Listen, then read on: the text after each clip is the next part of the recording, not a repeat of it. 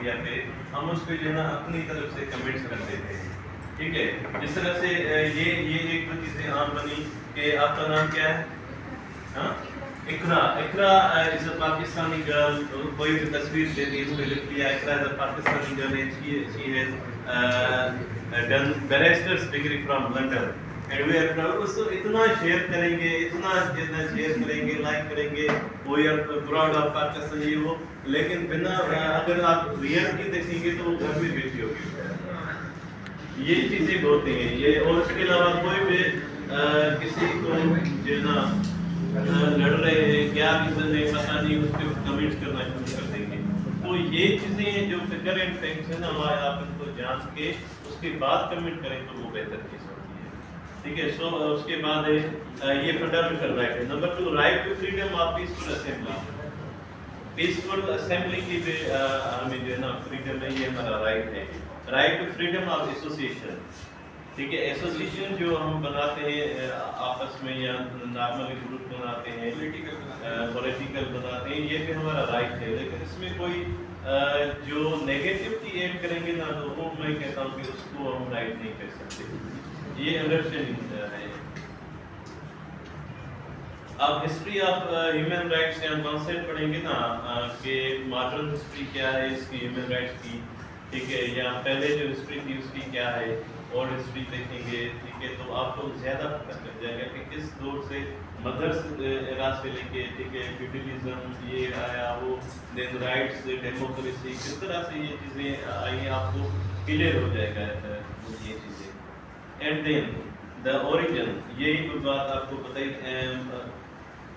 History के हवाले से एंशिएंट एंड मॉडर्न हिस्ट्री है, ठीक है, ओल्ड या न्यू नहीं कह सकते हम, एंशिएंट और मॉडर्न हिस्ट्री। आप इसको थोड़ा सा जो गूगल पे जाते हैं ना इसको पढ़िएगा लास्ट में। And then united commission on human rights, ये मेन बात है जो डिक्लेरेशन जब हुआ ना, पता है आपको जब जंगें लगती थी या वो कितना नुकसान हो जाता था कंट्रीज का, पूरे मुल्क के हालात, इकोनॉमिकली, एग्रीकल्चरली, ठीक है, एजुकेशनली, हर चीज़ें खत्म हो जाती थी। सिंपली हम एग्जांपल देते हैं, वहाँ का शिकारपुर डिस्ट्रिक्ट में एक जगह पे बड़ा झगड़ा हुआ, वहाँ पे रॉकेट लॉन्चर जो है ना उन्होंने छोड़े, तो बिलीव मी आई थिंक 30-40 साल हो गए हैं, वहीं पे कोई 100 कोई एकड़ में या 1000 एकड़ में वहीं पे कोई फसल नहीं हुआ, वो चीज़ें बंजर लगी पड़ी है। तो आप अंदाज़ा लगाएं कि अगर 100 एकड़ में फसल की जाए कितनी कितनी अभी तक नहीं है, अभी थोड़ा बहुत हुआ है लेकिन काफ़ी चीज़ें जो है ना बंजर लगी पड़ी है।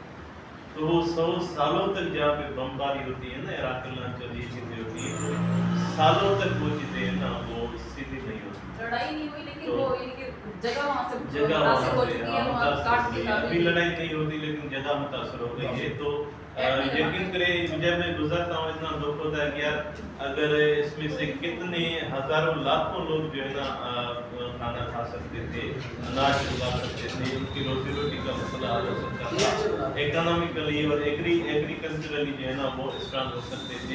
लेकिन इनके जो है ना इन कारणों की वजह से ना सब चीज़ें खत्म हो गई। हिरोशिमा नागासाकी को देख लें, उधर अभी तक अभी तक वो चीज़ें, हाँ, तो वो तो कितना मसला था। इसी वजह से प्रोपेगेंडास हो रहे हैं। यहाँ पर जितने भी अब वॉर चल रही है, वॉर तो है, इंटरनली हम लोग एक जंग का शिकार है, लेकिन किसी को पता ही नहीं है क्योंकि सारे प्रोपेगेंडास हो रहे हैं इंटरनली। जो हमारी लड़ाइयाँ हो रही हैं, कभी हिंदू मुस्लिम लड़ रहे हैं, कभी मजहब के नाम पे, कभी जुबान के नाम पे हम लड़ी जा रहे हैं, हमें पता ही नहीं है हम क्यों लड़ रहे हैं, लेकिन हम लड़ रहे हैं।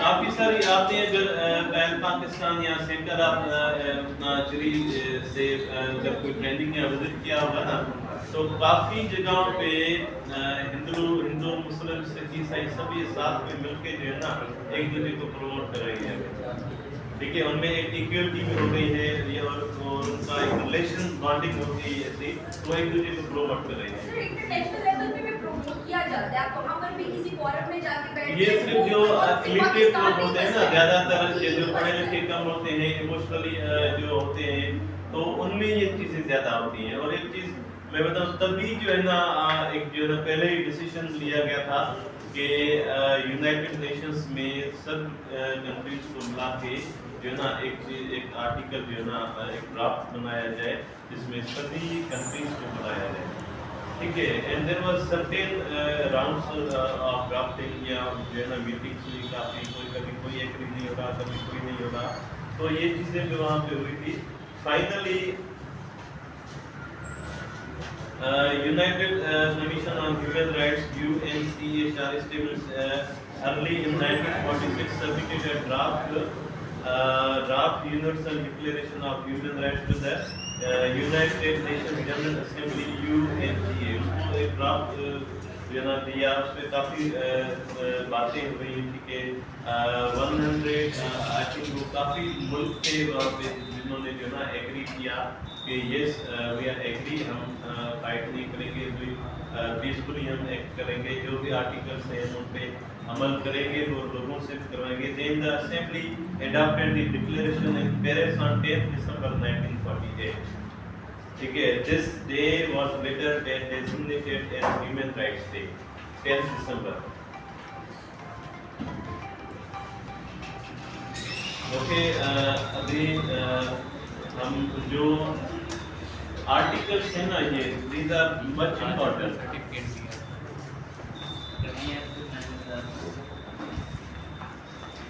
ओके, आर्टिकल 5 हमने पढ़ा, अभी आर्टिकल 6 पे हम जा रहे हैं। राइट टू रिकॉग्निशन हो गया, right to equality before the law, ठीक है। लॉ के आगे equality, then right to equality before law, we all are equal before law, ठीक है। लेकिन ये चीज़ें होती नहीं, ठीक है। यहाँ पे फोकस दी जा रही है जो लेकिन हमें पता होना चाहिए ये चीज़ें। Access to justice, access to justice में क्या होता है? You have the right to obtain legal help and access to the justice system when your rights are not respected.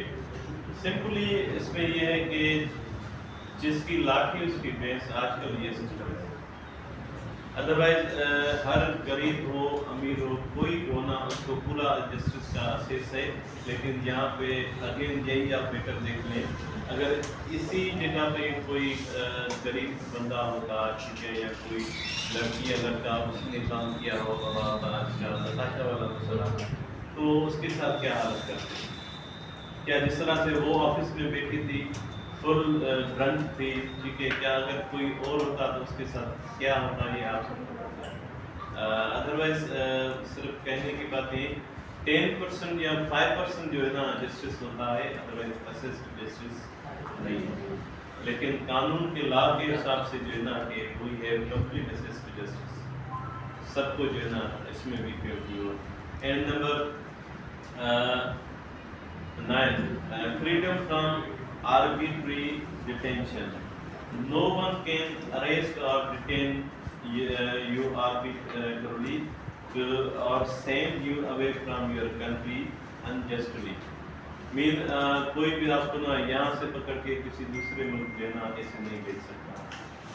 और कभी कभी कहते हैं until you do not find guilty you are innocent, तो ये चीज़ें होती है। And then right to a fair trial, trials should be public and tried in fair manner by an impartial and independent tribunal. Everyone is entitled in full equality to a fair and public hearing by an independent and impartial tribunal in the determination of his rights and obligations and of any criminal charge against him. इसका पता है आपको क्या है? ये आपके constitution में जब हम आर्टिकल 10A पढ़ते हैं तो सेम चीज आपको ये देखने को मिलती है, for the determination of his civil and criminal right each and everyone are equal before the eye law. Fair trial का मतलब है जिस अदालत में आप खड़े हैं उसका जज, उसका इवन के एक बंदा पियून तक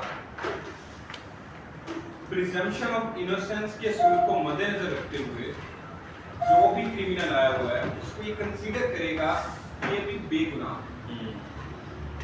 और इसके साथ आप एक्सेस टू जस्टिस भी कर सकते हैं और आर्बिट्रेरी डिटेंशन भी इसी के अंदर आते हैं। प्रिजम्पशन ऑफ इनोसेंस भी इसमें ऐड कर सकते हैं। प्रिजम्पशन ऑफ इनोसेंस भी आई थिंक 11 वाला है। यस। तो जब तक आप अदालत में ठहरे कोई आपको ये नहीं कहेगा कि आप अज्यूम कर लें कि आप क्रिमिनल हैं। हमारी सोसाइटी के अंदर क्या है, कोई किसी के घर के बाहर पुलिस आ गई है उसको पकड़ के ले गई, ये बंदे ने तो फ्रॉड किया मतलब ऐसे समझ लिया।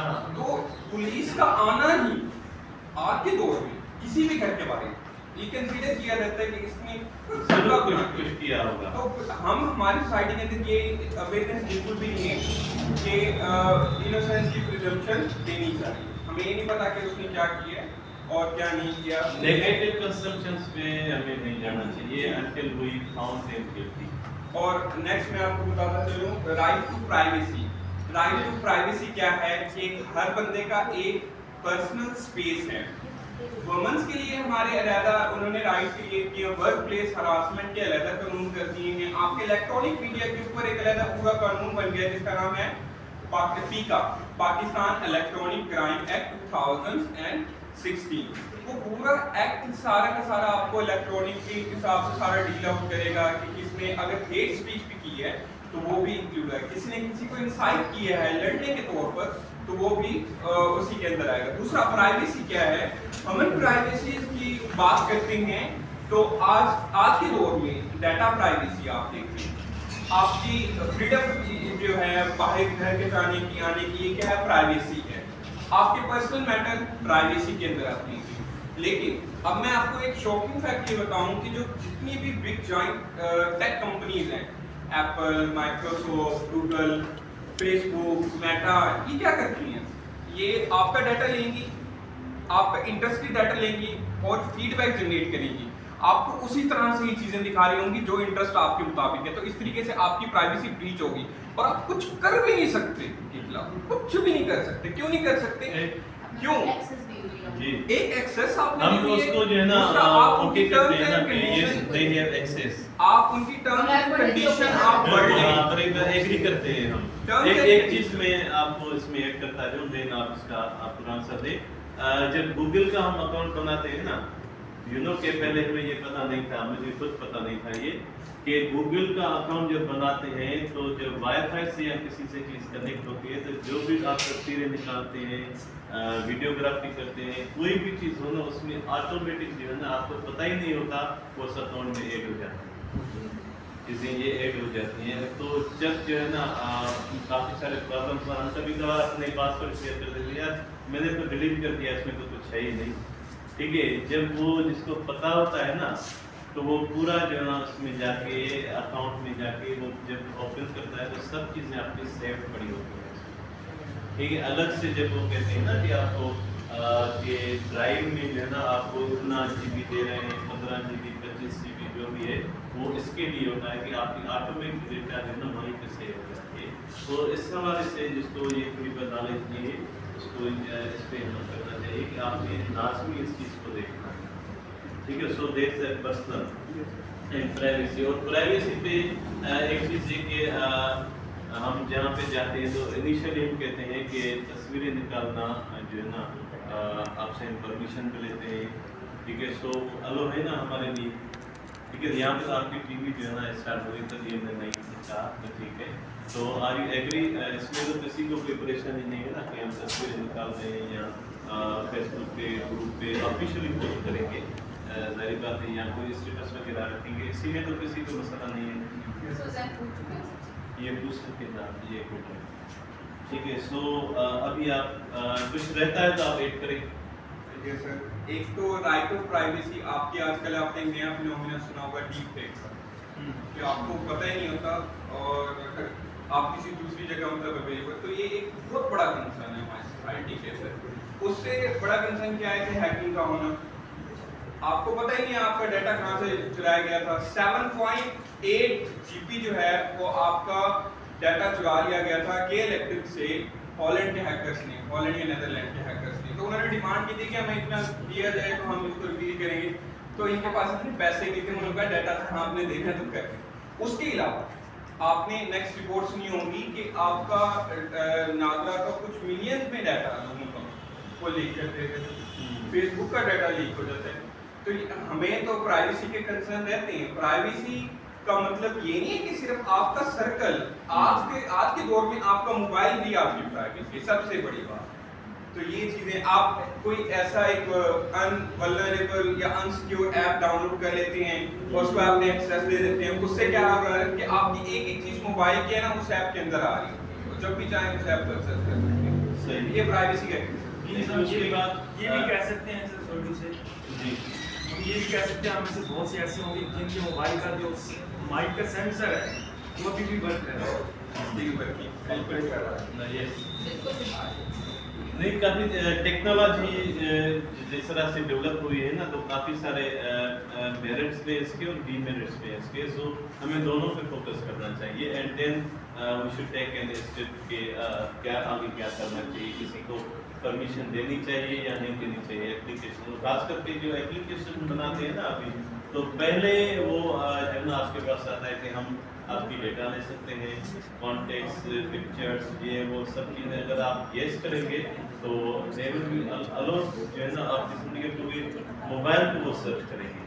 सो इस तरह की जो है ना प्राइवेसी को आप अपनी हद तक रखें तो बेहतर है। जो आपके काम की चीज़ें हैं उन पर फोकस करेगा। एंड देन उसे फ्रीडम ऑफ मूवमेंट आपको बताया मैंने, and then right to ASYLUM